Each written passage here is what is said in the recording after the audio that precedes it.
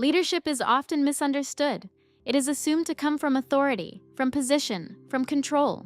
But in fatherhood, authority is not always present, control is not always guaranteed, and position can be limited. So the question becomes, what remains when authority is removed?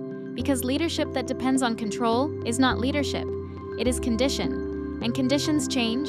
Real leadership is revealed when authority is not available, when influence must replace control, when consistency must replace command, when presence must replace position. This is where most people struggle, because without authority, there is no immediate compliance, no immediate response, no immediate reinforcement, only time, only repetition, only consistency, and that requires discipline. Because leadership without authority is not about directing others, it is about directing yourself, your tone, your behavior, your response.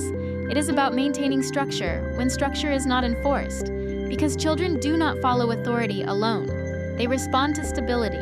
They observe patterns, they recognize consistency, and over time, they align with what is repeated, not what is demanded, because what is demanded may be resisted. But what is consistently demonstrated becomes familiar, and what becomes familiar becomes trusted.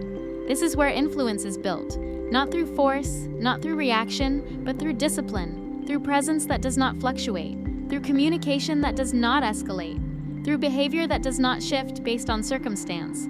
Because leadership without authority requires patience, it requires restraint, it requires long-term thinking, and most importantly, it requires consistency when there is no immediate result.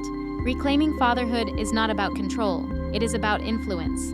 Because influence is what remains when authority is removed, and what remains is what defines leadership, restoring strength, reforming systems, protecting the bond. Responsibility endures beyond circumstance. If this perspective resonates, continue the series.